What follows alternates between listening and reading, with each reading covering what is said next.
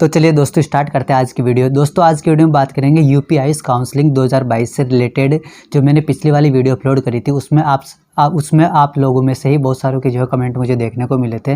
तो उनमें से मैंने जो भी इंपॉर्टेंट कमेंट थे या फिर जिनका मुझे लगा कि हाँ इनका रिप्लाई जो है देना चाहिए, तो वो मैंने कमेंट निकाल के आपको जो है वो रिप्लाई देने का प्रयास किया इस वीडियो के माध्यम से। तो दोस्तों बात करते हैं सबसे पहले कमेंट के बारे में। पहला कमेंट है कि कास्ट भी अपलोड करना है भाई। हाँ तो दोस्तों कास्ट सर्टिफिकेट जो भी है, जो भी स्टूडेंट रिजर्व कैटेगरी के हैं जनरल को छोड़ करके, उन सभी को जो अपना कास्ट सर्टिफिकेट अपलोड करना है। सर क्या EWS भी अपलोड करना होगा डॉक्यूमेंट में?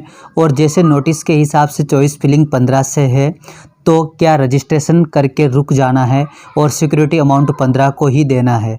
और ये नोडल सेंटर क्या है, प्लीज़ क्लियर कर दीजिए। तो दोस्तों इसमें आपको EWS सर्टिफिकेट भी जो है वो अपलोड करना है और उसके बाद में अपलोड करने के बाद 15 से लेकर के 16 तारीख तक जो आपको क्या करनी है, चॉइस फिलिंग करनी है। लेकिन दोस्तों सबसे इंपॉर्टेंट चीज़ यही है कि सिक्योरिटी अमाउंट जो आपको 15 को जो है वो जमा नहीं कराना। सिक्योरिटी अमाउंट आपको रजिस्ट्रेशन फीस के साथ ही, जो रजिस्ट्रेशन का टाइम आपको दिया गया है 7 तारीख से लेकर के 11 तारीख, तो इस 7 तारीख से लेकर के 11 तारीख के बीच में ही आपको जो सिक्योरिटी मनी है, सिक्योरिटी अमाउंट है, वो आपको 11 तक जो है जमा कराना है। उसके बाद में आपको वेट करना है 15-16 से, जब आपकी मेरिट लिस्ट आ जाएगी तो मेरिट लिस्ट के बाद में 15 से 16 तारीख के बीच में जो आपको क्या करनी है, चॉइस फिलिंग करते हैं। लेकिन चॉइस फिलिंग का जो भी सिक्योरिटी अमाउंट डिपॉजिट करना है वो आपको अभी करना होगा, यह अच्छे से ध्यान रखना, ठीक है दोस्तों। नोडल सेंटर की बात करें तो जो भी उत्तर प्रदेश है उसमें नोडल सेंटर आपके लखनऊ में है, और लखनऊ में जो नोडल सेंटर है वो उसके एड्रेस की अगर अपन बात करें तो राजकीय नेशनल होम्योपैथिक मेडिकल कॉलेज हेनीमेन चौराहा गोमती नगर जो है वहाँ पे नोडल सेंटर है। तो वहाँ पर जाकर के आप वेरिफिकेशन करा सकते हैं। लेकिन अब जो है आपको वेरिफिकेशन इसके नोडल सेंटर तक जाने की ज़रूरत नहीं है।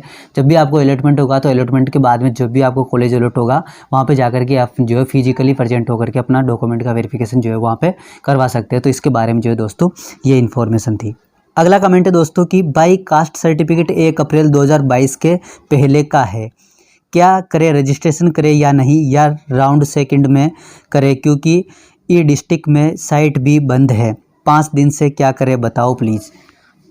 तो दोस्तों इसकी अगर अपन बात करें कि कास्ट सर्टिफिकेट का जो है वो क्या है, तो इसमें जो भी रूल एंड रेगुलेशन है उसके अकॉर्डिंग तो यही है कि जो कास्ट सर्टिफिकेट है आपका वो 1 अप्रैल 2022 का या फिर 1 अप्रैल 2022 के बाद का होना चाहिए। इससे पहले वाले जितने भी कास्ट सर्टिफिकेट है वो वैलिड नहीं है। अब अगर साइड जो है दोस्त, अगर साइड की बात करें तो साइड अगर चल जाती है तो जो है वो आप कास्ट सर्टिफिकेट अपलोड कर देना 11 से पहले, और अगर नहीं चलती है आने वाले जो सेकंड राउंड होगा उसमें ही आप पार्टिसिपेट कर पाएंगे, क्योंकि कास्ट सर्टिफिकेट जो है यहाँ पे अपलोड करना ज़रूरी है जितने भी रिजर्व कैटेगरी है उन स्टूडेंट के लिए। इसके बाद में अगला कमेंट है दोस्तों कि सिक्योरिटी अमाउंट वापस होगा या नहीं। तो दोस्तों सिक्योरिटी अमाउंट के बारे में जितने भी आपके डाउट उसको मैं आज क्लियर कर देता हूँ ना। तो सिक्योरिटी अमाउंट की बात करें तो कब वो रिटर्न होगा और कब रिटर्न नहीं होगा, इसकी अगर अपन बात करें तो रिटर्न कब होगा, जब आपको सीट मिलने के बाद में कॉलेज में अगर आप प्रवेश ले लेते हो तो उस कंडीशन में जो भी आपसे डिटेल ली जाएगी उस डिटेल पे जो है आपको अमाउंट जो है वापस रिफंड कर दिया जाएगा, ठीक है, रिटर्न कर दिया जाएगा। सीट मिलने के बाद में अगर आप कॉलेज में प्रवेश लेते हो तब, ठीक है। उसके अलावा अगर मान लो कि किसी भी स्टूडेंट, मान लो कि बहुत सारे स्टूडेंट को जो है वो AA CCC सीट अलॉटेड होती है, तो उस कंडीशन में जो 1000 रुपये है वो इस सिक्योरिटी अमाउंट में से हटा दिए जाएंगे और बचा हुआ जितना भी अमाउंट है वो आपको दे दिया जाएगा, ठीक है। उसके अलावा जो भी सिक्योरिटी अमाउंट जब आप 7 तारीख से लेकर के 11 तारीख के बीच में जमा करवाओगे तो उस टाइम पर आपको जो भी रिटर्न करने की जो भी डिटेल होगी, जैसे कि बैंक हो गया, कौन से ब्रांच है, कौन सा नाम है, ये सारी डिटेल जो है वो सिक्योरिटी मनी वापस सेंड करने के लिए आपको इसी टाइम पर जो भी इन्फॉर्मेशन है वो ली जाएगी।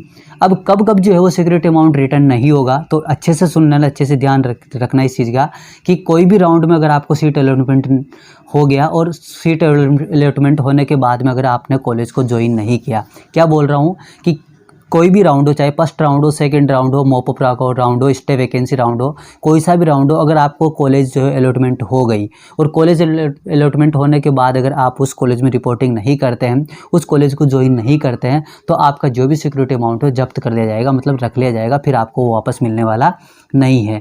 उसके अलावा अपग्रेडेशन का मतलब कि कोई स्टूडेंट जो एक सीट को छोड़ करके अगर दूसरी जो है सीट लेता है तो उस टाइम पे भी आपको पिछले वाली सीट जो है किसी दूसरे स्टूडेंट को दे दी जाएगी, आपको अगली सीट मिलेगी।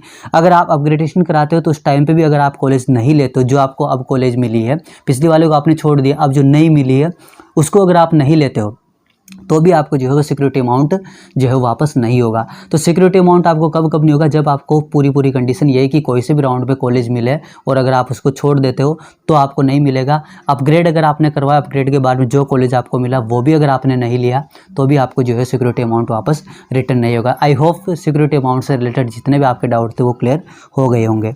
नेक्स्ट कमेंट की बात करते हैं, वो है कि सर मैंने 10th तथा 12th जो है वो CBSE बोर्ड से किया है और यूपी में रहकर ही किया है, तो फिर qualification exam passed from UP ब्रू की अदर देन यूपी ब्रू, प्लीज़ रिप्लाई। तो दोस्तों इसमें भी बहुत सारे स्टूडेंट को जो है प्रॉब्लम देखने को मिली है। अगर आपने 10वीं क्लास और 12वीं क्लास यूपी से किया है तो आपको एग्ज़ाम पास्ड फ्रॉम यूपी लिखना है, और एग्ज़ाम पास्ड फ्रॉम यूपी लिखने के साथ साथ आपको डोमिसाइल सर्टिफिकेट जो अपलोड नहीं करना है। क्या बोल रहा हूँ, अगर आपने 10th और 12th क्लास यूपी से किया है तो एग्ज़ाम पास्ड फ्रॉम यूपी लिखना है और डोमिसाइल सर्टिफिकेट जो आपको अपलोड नहीं करना है। इसी के विपरीत अगर अपन बात करें अदर स्टेट वालों की, ठीक है, तो जो भी स्टूडेंट अदर स्टेट के हैं या फिर अदर बोर्ड से उन्होंने अगर किया है, अदर स्टेट से किया है, तो उनको अदर देन यूपी लिखना है और अदर देन यूपी लिखने के साथ साथ जो डोमिसाइल सर्टिफिकेट है वो अपलोड करना है। ठीक है, ये सारी जो जानकारी मैंने आपको बताई है कि डोमिसाइल सर्टिफिकेट अपलोड करना है या नहीं करना है, एग्जाम पास्ड फ्रॉम यूपी लिखना है या नहीं लिखना है, अदर देन लिखना है क्या लिखना है, ये सारी की सारी इन्फॉर्मेशन मैंने आपको जो भी इन्फॉर्मेशन ब्राउजर वेबसाइट पर उपस्थित है उसके आधार पर बताइए। नेक्स्ट कमेंट की बात करते हैं दोस्तों की, वो है कि क्या सेकंड राउंड में डायरेक्ट पार्टिसिपेट कर सकते हैं। तो दोस्तों अभी जो ऑफिशियल शेड्यूल आया है 7 तारीख से लेकर के 11 तारीख तक, जो भी रजिस्ट्रेशन हो रहा है वो ओनली फॉर फर्स्ट राउंड के लिए हो रहा है। जब 27 तारीख को ये फर्स्ट राउंड कंप्लीट हो जाएगा तो उसके बाद में जो है वो आपको फर्दर इन्फॉर्मेशन जो है वो दी जाएगी, सेकंड राउंड कब से स्टार्ट होगा, कब से उसका रजिस्ट्रेशन होगा।